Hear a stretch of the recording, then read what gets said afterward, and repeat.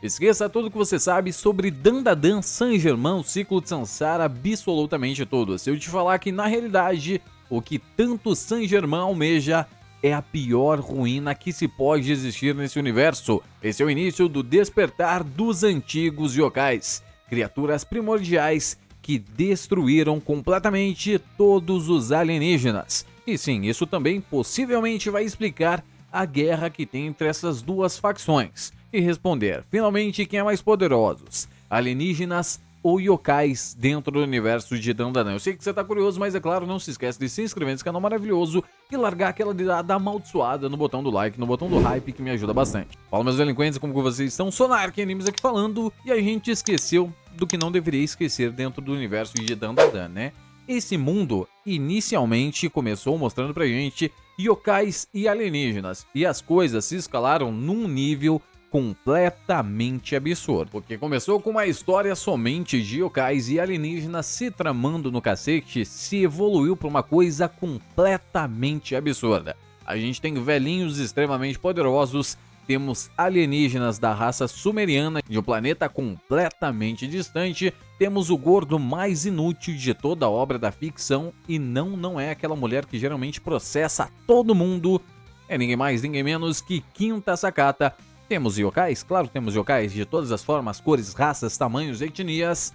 E temos também os alienígenas da raça cor. Uma raça que, pra quem não sabe, pra quem não viu o meu vídeo anterior, é literalmente o inferno dos sumerianos. E no meio de todas essas raças, no meio dessa grande escala extremamente absurda de personagens, temos criaturas cósmicas, temos muita gente, literalmente muita gente. Tanto é que eu sempre falo pra vocês que esse é o arco que mais reuniu personagens de todo Dandadan, diversos personagens completamente diferentes. E no meio de todas essas criaturas completamente diferentes, a gente esqueceu do principal. O plot da história é focada em alienígenas e yokais.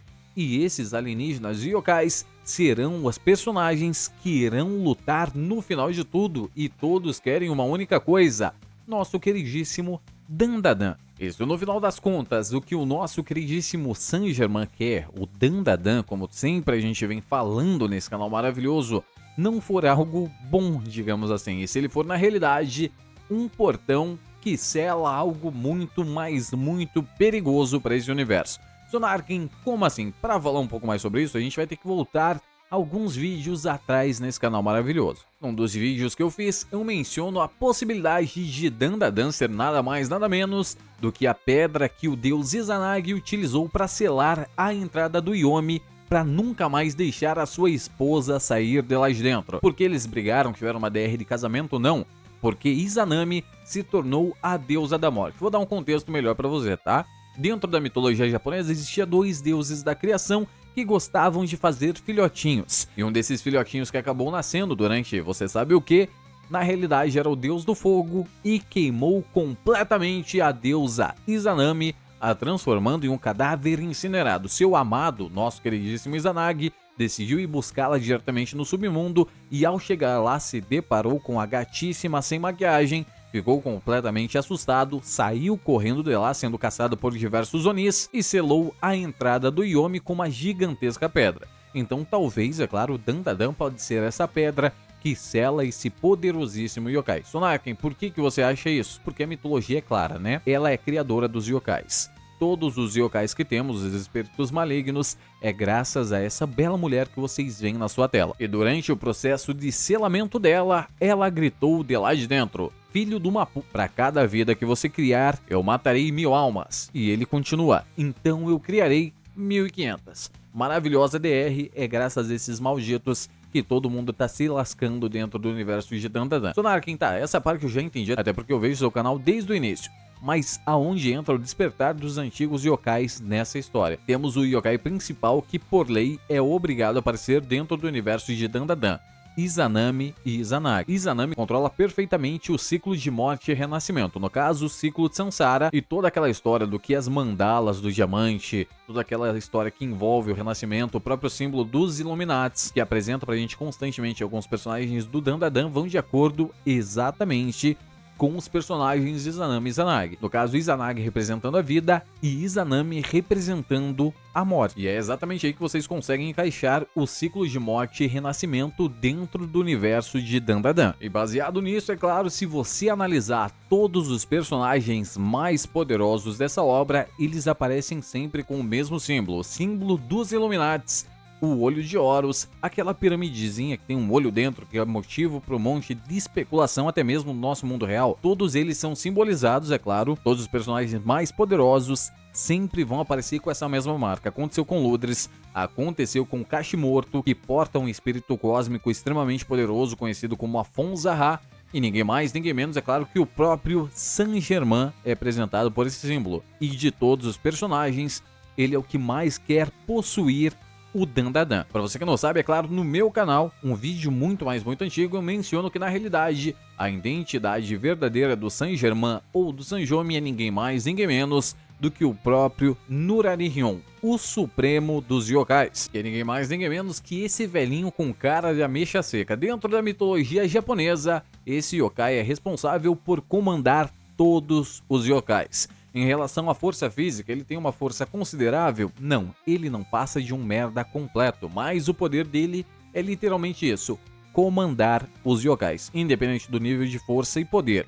O intuito da criação desse yokai é apenas espalhar o máximo de maldade que ele conseguir para finalmente ter o retorno da sua deusa Izanami. Como ele faz isso? Apenas comandando todos os yokais. Para você ter uma noção, ele se instala na sua família, age como se fosse o chefe, como ele tem poderes que manipulam a mente das pessoas, todos acreditam que ele sempre esteve lá, mas não sabem explicar da onde ele surgiu. Exatamente como apareceu pra gente o Sanjome e o Saint-Germain. Apenas apareceu do mais absoluto nada, querendo todas as coisas. Quando ele consegue o que quer, ele simplesmente vai embora, leva suas lembranças e ninguém se lembra desse personagem. Esse é o Nurari-Ryon. E aí que entra aquele contexto que eu falei pra vocês. O Saint-Germain, o Sanjome, conseguindo finalmente o que ele quer, que seria quebrar o ciclo, quebrar o Dandadan, libertar Izanami.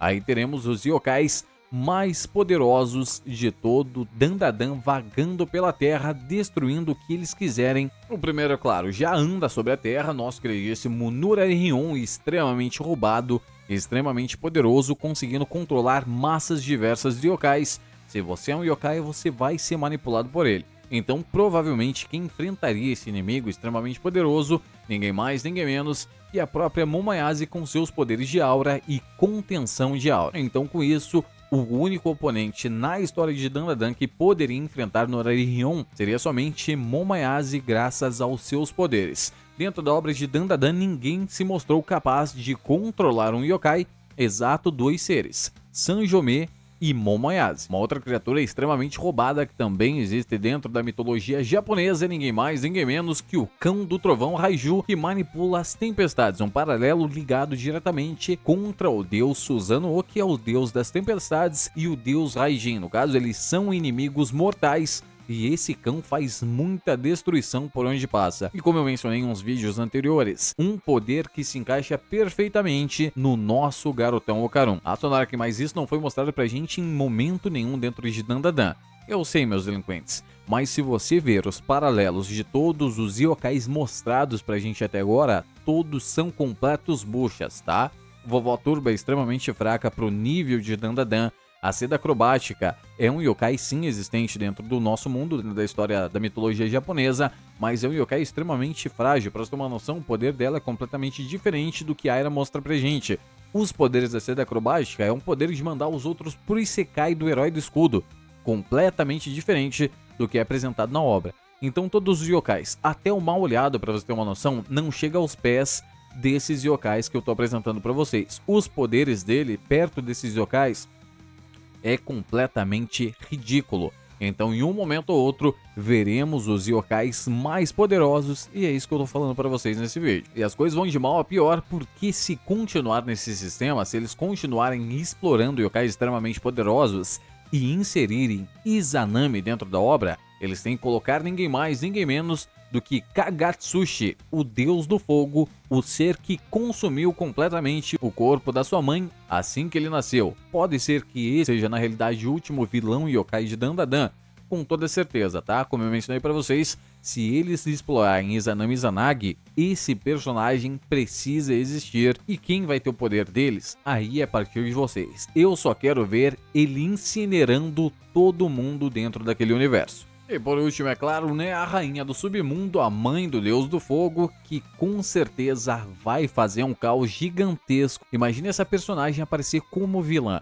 Ela tem o poder de nada mais, nada menos do que criar diversos Onis do mais absoluto zero. Ela controla um exército gigantesco de esqueletos apodrecidos, almas de guerreiros mortos. A mulher é ridícula. Não tem mais o que fazer. Seguindo esse mesmo rumo que Dandadan tá apresentando pra gente da batalha principal, Yokais versus alienígenas, essa será a guerreira mais poderosa de todo o exército yokai. E nossos personagens vão estar no meio desse tumulto, porque a proposta é essa: alienígenas e yokai se matando e nossos personagens lutando contra os dois lados ao mesmo tempo. A Sonar que mais, se for isso realmente vai acontecer, a gente vai perder um pouco o foco dos alienígenas dentro de Dandadan, porque você apresentou yokais extremamente poderosos, os Dais yokais, Norarion, Izanami, Izanagi, o Deus do Fogo, e os alienígenas. Quem vai representar eles? Essa resposta foi dada pra gente por volta dos primeiros capítulos de Dandadan. Lembra aquela cena onde Aira, Momoyase e Okarun estão peladões passeando pela escola? Esse capítulo mesmo, o Okarun menciona uma teoria dizendo que constantemente os yokais protegem a Terra, impedindo, é claro, as invasões alienígenas.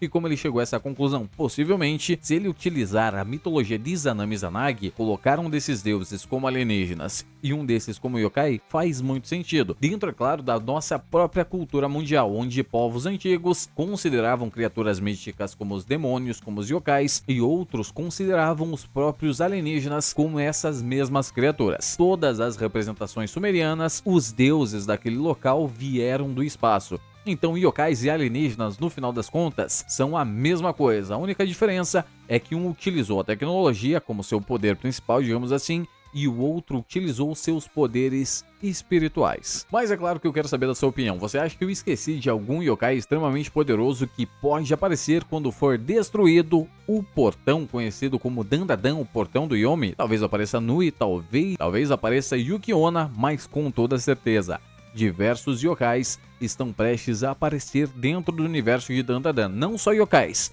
mas demônios de todos os lugares do mundo. Como os alienígenas vão aguentar isso? Não faço a menor ideia. A única coisa que eu quero é saber da sua opinião. No mais é isso, não se esquece, é claro, de se inscrever nesse canal maravilhoso e largar aquela dedada amaldiçoada no botão do like, no botão do hype, que me ajuda bastante. E Sonar quem diz, tchau!